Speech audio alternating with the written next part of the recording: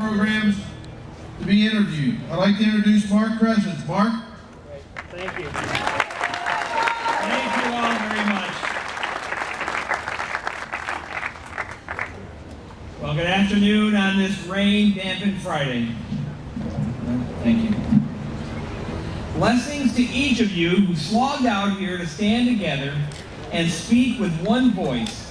You are freedom's vanguards. You really are. And as we gather here on this momentous day of remembrance, we gather to remember the evil events of that day back in 2001. We gather so that we don't forget. Likewise, we gather today so as not to forget the promises of liberty our founding fathers fought for. And folks, we're in a fight. That's right. We are in a fight. A real, knockdown, drag-out, no-holds-barred fight.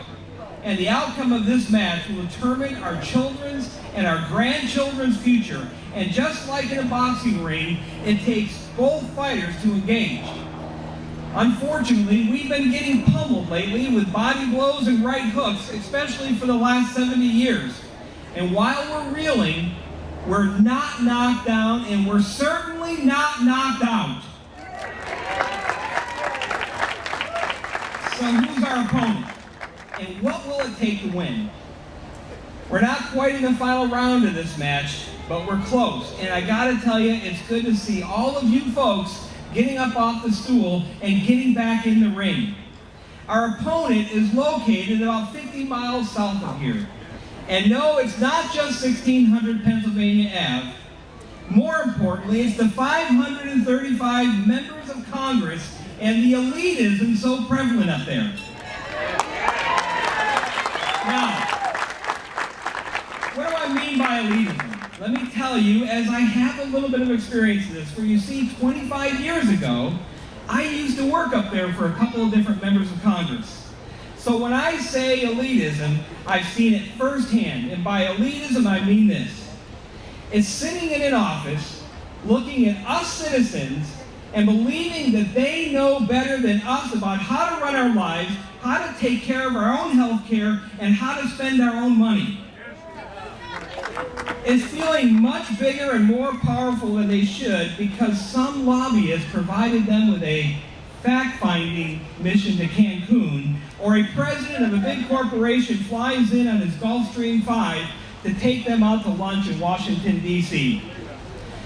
Or when a constituent comes into your office and pleads with you to please stay within the enumerated powers listed in Article 1, Section 8 of the Constitution, and they pat you on the shoulder and say, dear, you just don't know how things get done up here. But don't you worry, I've got your best interests in mind. I lived it. I saw it. It's this type of elitism that has run up a $99 trillion debt that can never be paid back. And I said it right, $99 trillion. For as we all know, it's easy to spend other people's money, isn't it? It's easy to spend other people's money. Congress has grown so arrogant and so power hungry, they will run roughshod over the rights and the liberties the founders and the patriots shed their blood to gain. My question is, the average citizen just like you, have we had enough yet? Yes. Thank goodness. Or in Dr. Phil's infamous words, how's that working out for us? Horribly. Now here's the hard part, and some of you might be offended at this. We're in this mess because we let them get away with the most unbelievable power grab since Rome. We didn't do our job to force them to live within the enumerated powers that they were given. And if we're honest, and if I'm honest, I looked the other way. I ignored what they were doing. Why? Because it didn't seem to affect me too much. Sure, I knew Social Security was in trouble and Medicare was in trouble as well. But I wasn't willing to confront my congressman and demand a solution. Sure, I knew the Second Amendment restrictions were getting more and more cumbersome, but I looked the other way. I said to myself, somebody else will catch this. Like you, I wrote letters and I called, but also knew that those were just going to some legislative assistant, like me, and they would answer them with a very generic letter. And I'll tell you how I know that's how it happens, because that's what I used to do, folks.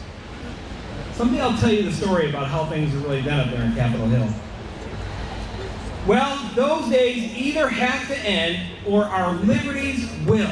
It is that simple, folks. So as I did on July 4th, together, let's point south to the real problem in our country. It's on Capitol Hill and the 535 kings that reside there, and challenge them with me on this. Members of Congress, we don't believe you have the constitutional power or authority to force us to buy health care, and you don't have the constitutional power or authority to tell us that we have the right to keep the insurance we have. Do you agree with me on that? Have the power or the authority to force us to open our wallets and fund programs that are not within the powers enumerated in Article 1, Section 8 of the United States Constitution. Do you agree with me? Members of Congress, we do believe that we, the people, and we, the states, have the right, no, we have the obligation to oppose any and all tyrannical measures that come from the Congress of the United States. Do you agree with me? Finally, members of Congress, if you won't lead, if you refuse to lead, get out of the way. We, the people, will. Do you agree with me?